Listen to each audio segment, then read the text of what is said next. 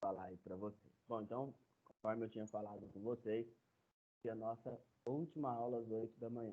Então, a partir da que vem, a aula vai se iniciar às 10 da manhã, tá, pessoal? Não se esqueçam. Depois eu vou reforçar vocês. Então, a partir da quarta-feira que vem, mesmo dia, quarta-feira, vamos começar a aula às 10, tá bom? Às 8 a aula começa às 10.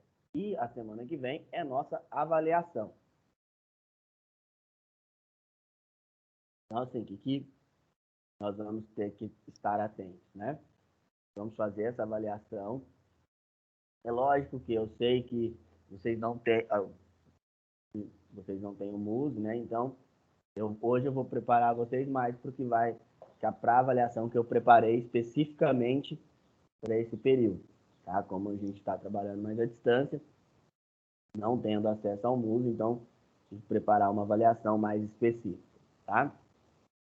Bom, então, pessoal, por enquanto as aulas ainda continuarão sendo online, e essa semana foi liberado de nós recebermos alguns de vocês para atividades extras. Então, sexta-feira, depois eu vou passar no grupo os horários certinho. Sexta-feira, nós vamos estar fazendo uma reunião para verificar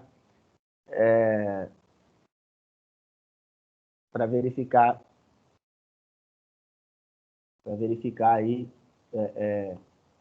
como nós vamos fazer, né? Não dá para receber todo mundo de uma vez, então vai ser agendados horários, tem todas umas regras a serem seguidas, tá? E lembrando que não são aulas. Isso que nós vamos conseguir passar para vocês nesse começo, as aulas vão continuar sendo online. Serão às sextas-feiras e vai ser mais um reforço. No caso de vocês, vai ser preciso, porque, por exemplo, o conteúdo de MUSE inteiro, né, é muito difícil quem tem. Então, por isso, nós vamos ali ter que ter bastante paciência para poder agendar essas coisas com vocês. Bom, outra coisa, né, que eu acabei esquecendo, pessoal, a nota de vocês vai ser essa avaliação da semana que vem e mais os exercícios que nós fazemos, tá bom? Não se esqueçam, toda vez que eu paro aqui ou que eu deixo exercícios no final da aula, vocês têm que fazer, tá bom? Bom, então, o que a gente tem que lembrar lá do MUSE? A gente tem que lembrar qual que é a função dele. O MUSE, ele foi criado pela Adobe, ele é do pacote Adobe CC, Adobe Creative Cloud, e ele foi criado para que você possa criar um site de aplicativos sem programação. O que isso quer dizer? Quer dizer que você pode criar um site completo, uma aplicação completa, sem programar nada. Tá bom? Então, você pode aí fazer a sua aplicação sem nenhum tipo de programação.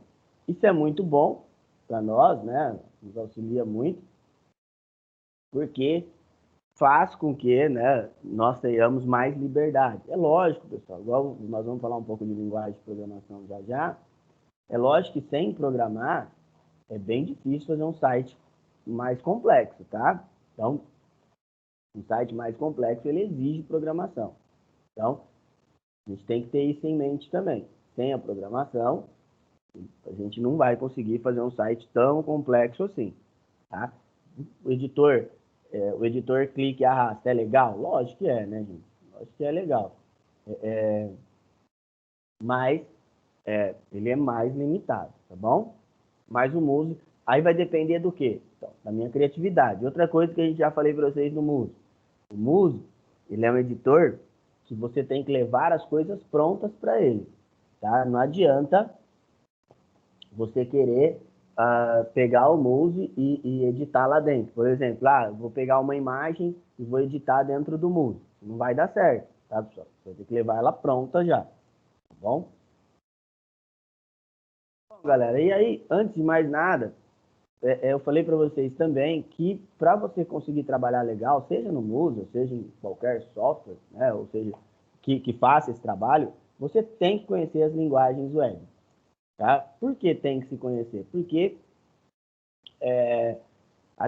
você muitas vezes vai ter que fazer alterações. Você vai ter que abrir o código e ver como é que está aquele código e fazer a alteração disponível. Bom, então a linguagem web é toda aquela que você vai fazer a formatação da sua página. Então, toda aquela que você faz a formatação da sua página, ela é uma linguagem web. Tá? Então, ela é o HTML e o CSS. As linguagens web, elas não têm recurso de interatividade. Então, isso que vocês têm que lembrar lá. Então, quando você pegar uma linguagem web, você vai ver que não vai ter recurso de interação. Você não vai ter um retorno, tá? As linguagens de programação é o contrário. As linguagens de programação, elas vão te dar um retorno de alguma coisa. Você vai solicitar alguma coisa e ela vai te dar esse retorno. Como assim? Ela vai ter recurso de interatividade. Então, HTML e CSS são linguagens de formatação, vai te apresentar alguma coisa, e aí no caso da web, o JavaScript, ele é uma linguagem de programação. Então, ele vai te dar um retorno. E como é esse retorno? Né? Vai depender do que você vai pedir. Por exemplo, quando você abre o site da escola, se você ficar lá olhando ele um pouco, ó, vou abrir ele aqui para nós termos uma noção. Você abre o site aqui da escola.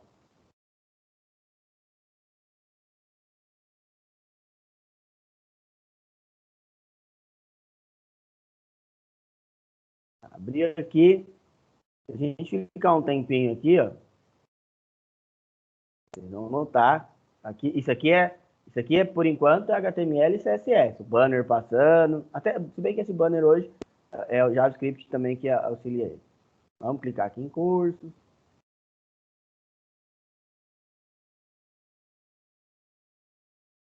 Aí ele vai abrir aqui os cursos, a gente vai dar uma visualizada. Dar uma mexida aqui no site. E aí, o que vocês vão notar? O JavaScript, ele também, pessoal, ele roda no cliente. Ele vai rodar na sua máquina, tá? Aí, olha o que aconteceu aqui, ó. Já subiu uma abinha perguntando alguma coisa. Isso aqui é programado em JavaScript, tá? Por que o JavaScript ele é tão usado em web, pessoal? Porque ele é leve, tá? Como ele só roda lá no cliente, o servidor manda a instrução, o navegador recebe essa instrução, verifica se essa instrução é válida e consegue executá-la. Então, assim, como ele roda no cliente, ele consegue trabalhar bem melhor, bem mais rápido. É por isso que ele é tão usado. Existem diversas linguagens de programação. Por exemplo, uma que eu tenho estudado muito agora chama Kotlin. É a linguagem de programação. Ela é do Google, tá? Ela é do Google. O Google comprou os direitos de uso dela e ela é para criação de aplicativos para Android. No Android, por exemplo, você pode fazer tanto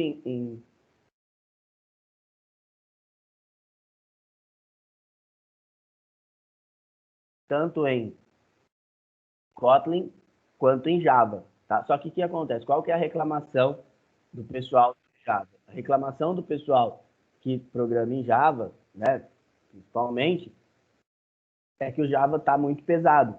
Tá? A linguagem Java ela é uma linguagem que está muito pesada, então quando você vai fazer os programas em Java, ele acaba, né, na execução ficando muito pesado, então por isso o pessoal preferiu uma linguagem mais leve. Quando se algum de vocês forem seguir pelo ramo da programação, vocês vão aprender que programar, quando você aprende uma linguagem, você aprende todas as outras, tá? Porque ela só muda algumas instruções. Bom, e aí eu já falei para vocês também como é que funciona essa arquitetura cliente-servidor. Eu falei para vocês que o JavaScript ele roda no cliente, que é na sua máquina. Então, como é que isso funciona? Toda vez que vocês vão acessar uma página, esta página ela está armazenada em algum lugar, tá?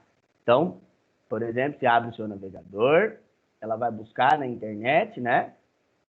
Lá na internet, ela vai buscar o computador que está armazenado essa página.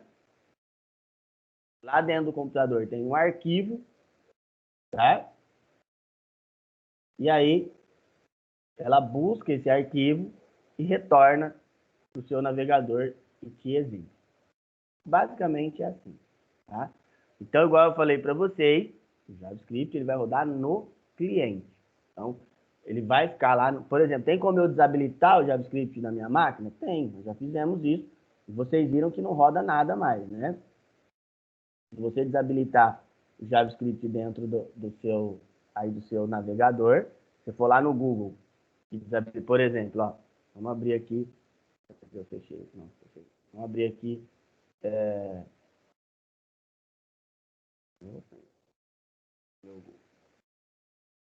Tá? Se eu vir aqui, ó, eu tenho um desenvolvedor web. Aqui, eu vou desabilitar o JavaScript. Enable JavaScript. Está desabilitado. Ó. Agora eu vou abrir o YouTube para vocês verem. Olha o que vai acontecer.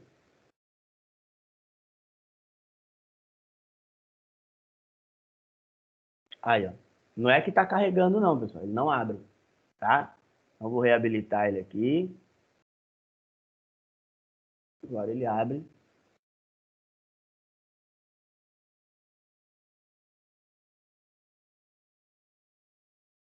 Agora eu vou atualizar, né, gente? Tem que atualizar o navegador. Aí ele abre normal, tá? Por que, o, que a web usa tanto JavaScript? Igual eu estava falando para vocês. Porque ele é leve. E ele roda, como ele roda no cliente, você manda só as instruções. E aí ele vai ser mais rápido, tá? Pessoal, vamos para os nossos primeiros exercícios aí de revisão, tá? Rapidinho, só o que vocês entenderam. Vai lá, galera.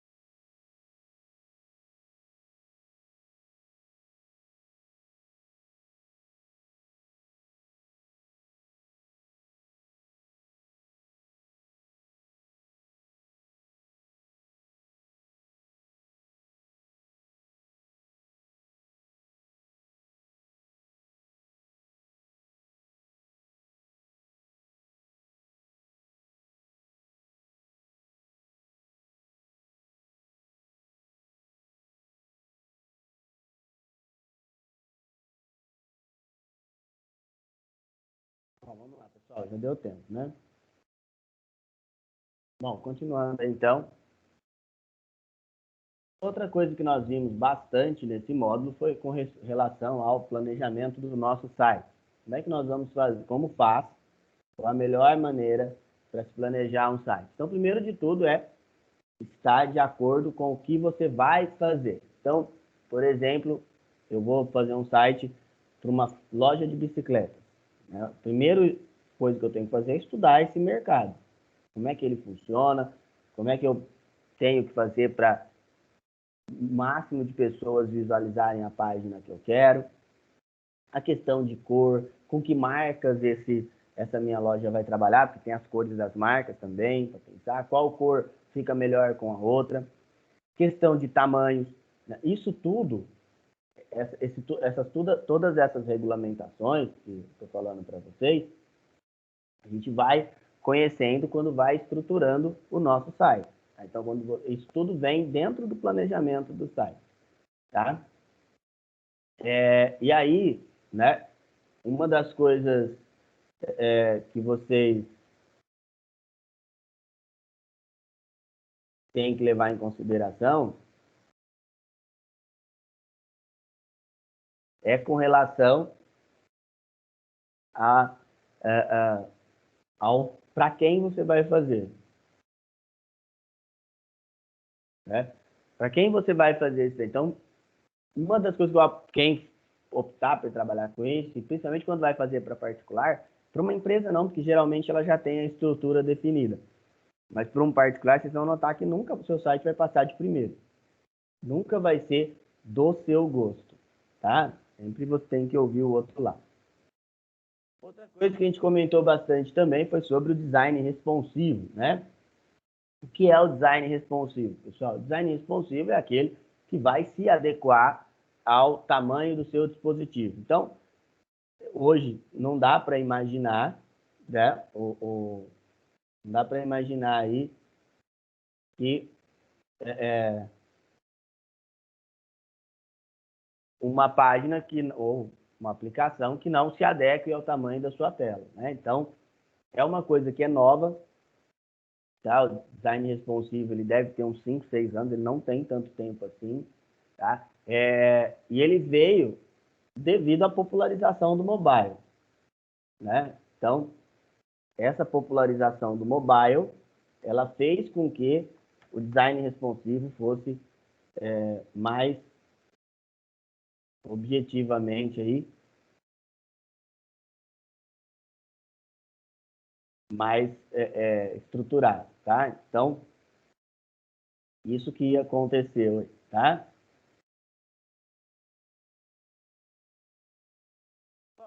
Outra coisa que nós vimos aí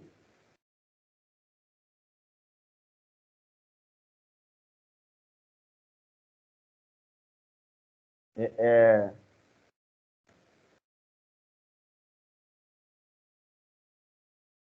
foi com relação ao template do site, né? Então, como é que funciona o template de um site? É a estrutura. Eu mostrei na aula passada para vocês. Vocês podem, é, vocês podem baixar diversos, existem diversos aí na internet, um monte, né, que vocês podem estar baixando. E aí, né, você consegue, né, consegue melhorá-lo.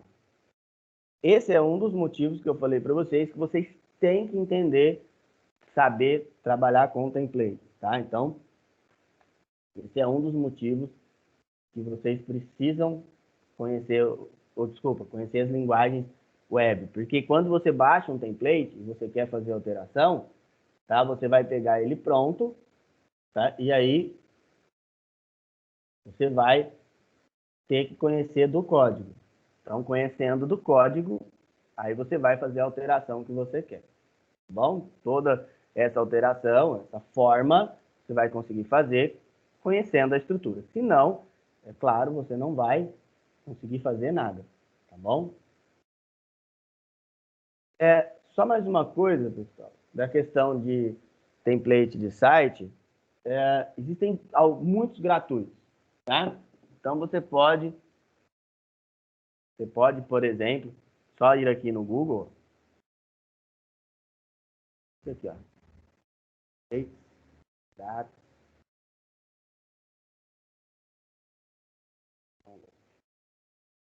E pesquisar. Aí, ó, template de sites para você baixar. Tá? Tem um monte. Só tomem cuidado, tá? Tomem bastante cuidado com relação de uso. Porque às vezes a gente pega uns aí e acha que o uso deles são todos gratuitos. E não são, tá? Não são todos que são gratuitos. Tem muitos aí que são pagos, tem uns que são só para estudos. Então, tomem cuidado com isso aí. Não vai pensar que todos que você vai pegar, você pode passar lá para o seu cliente ou você mesmo utilizar particularmente, tá? Bom, pessoal, vamos para o nosso segundo exercício de hoje. Vai lá, mais 10 minutinhos aí. Vamos lá, pessoal.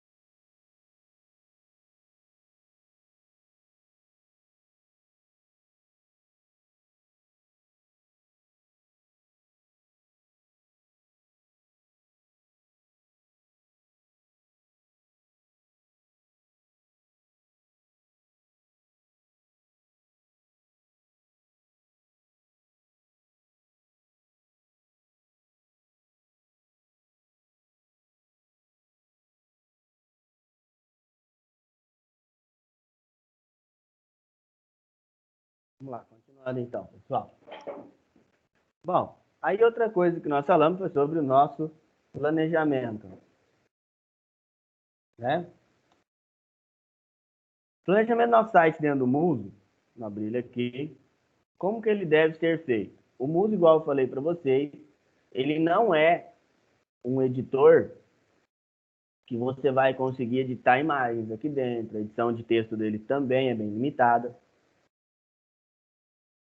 Então, qual que é o princípio dele? O princípio dele é você já trazer os dados prontos aqui para dentro e você ir só posicionando.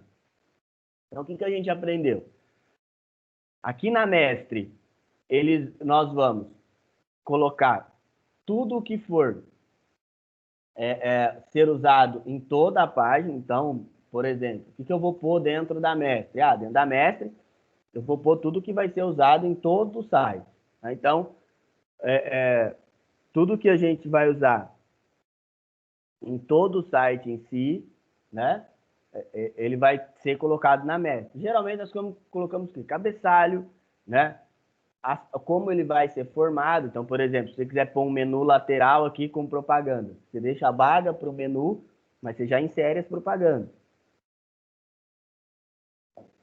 Se você for utilizar o AdSense, por exemplo, do Google, você tem que já verificar lá como você vai fazer para explicar para o Google onde vão as propagandas.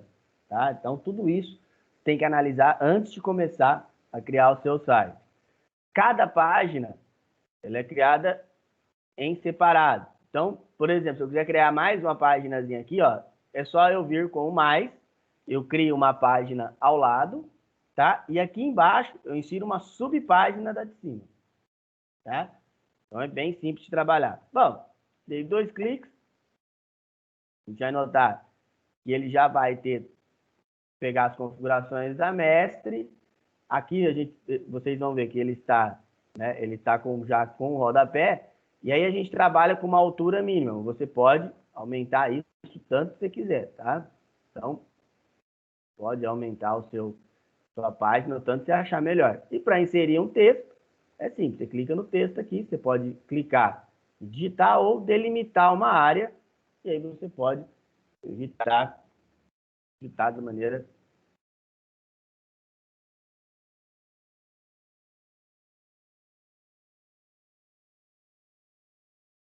Então, você pode ir fazendo as edições da maneira que você achar melhor. Imagens, como é que insere?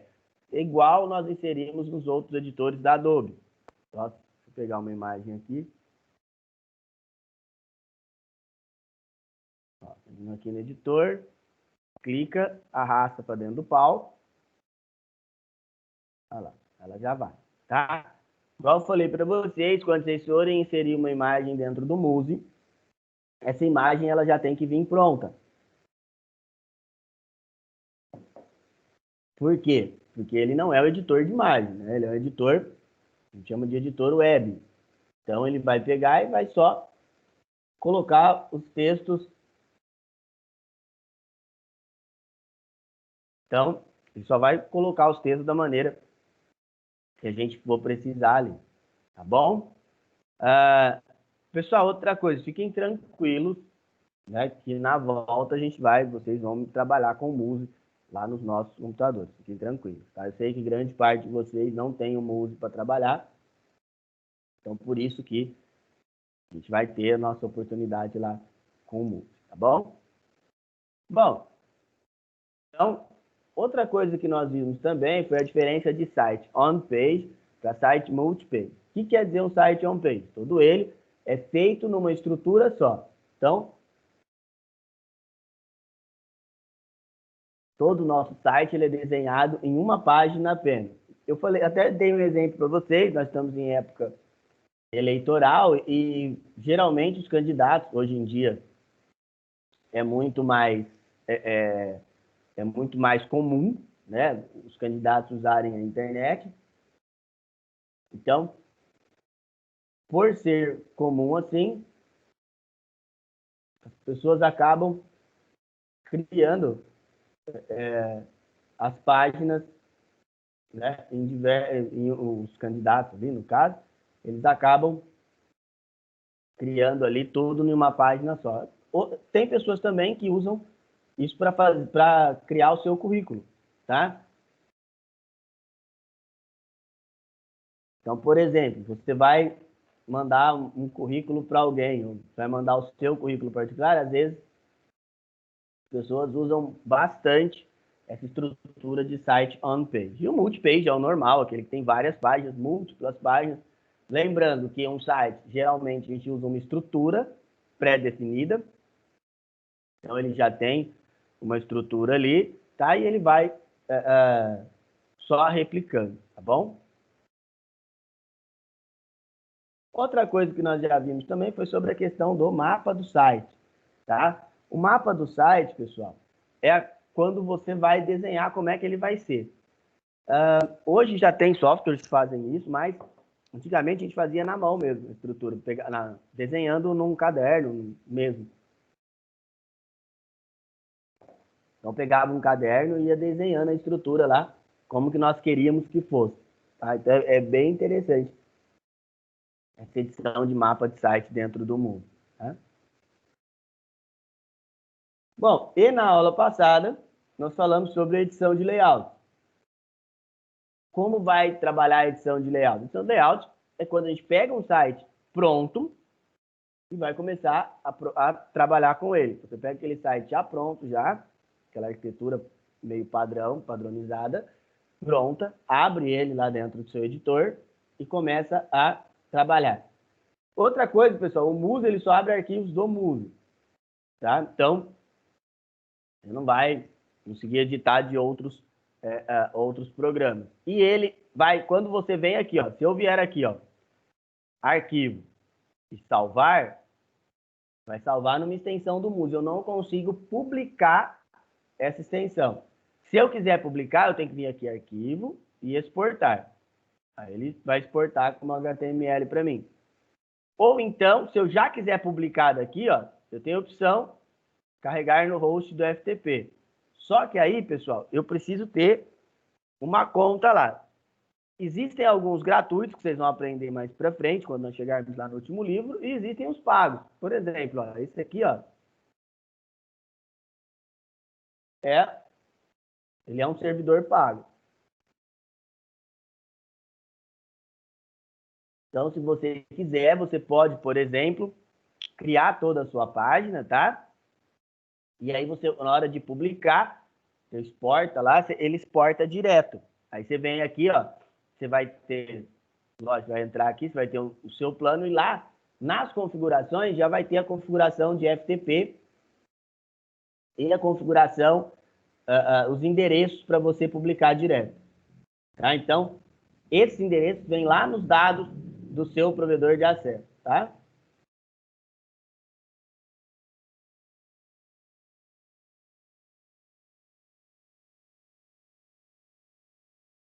Então, como publicar? Você pode publicar, tem uns o Google, ele fornece um gratuito, mas é bem limitado, o WordPress gratuito, tem um que é legal, que é do,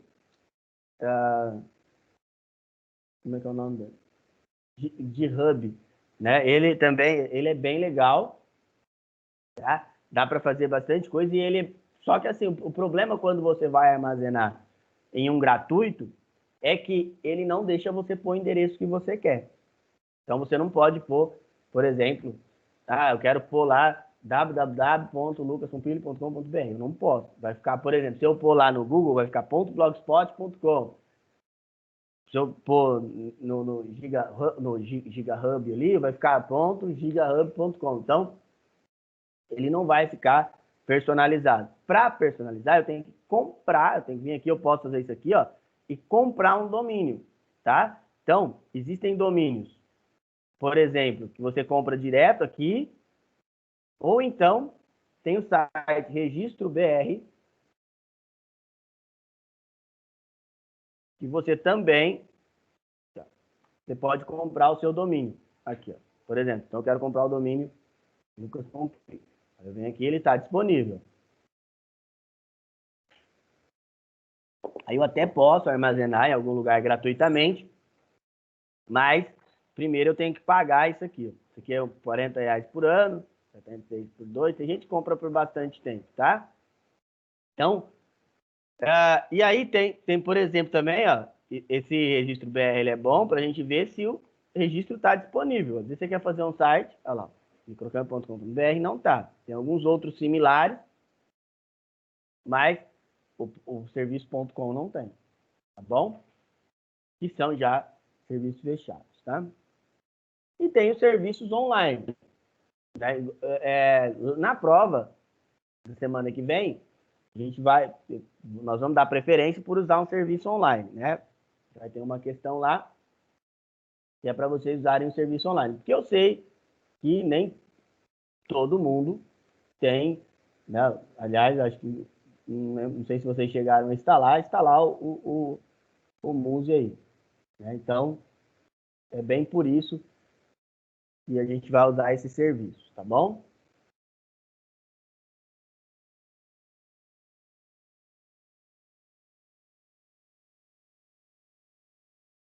Bom, pessoal, primeiro de tudo, alguém tem alguma dúvida? Não. Não. Pessoal, então é o seguinte, semana que vem, não se esqueçam, nossa aula começa às 10 da manhã, tá? Então, semana que vem é a nossa avaliação, tá? Não esqueçam disso. E aí nós vamos iniciar nosso novo horário das 10 ao meio-dia. Beleza, pessoal? Bom, nosso último do dia, quem puder já faça, por favor. E aí a gente volta semana que vem. Tchau, tchau, galera.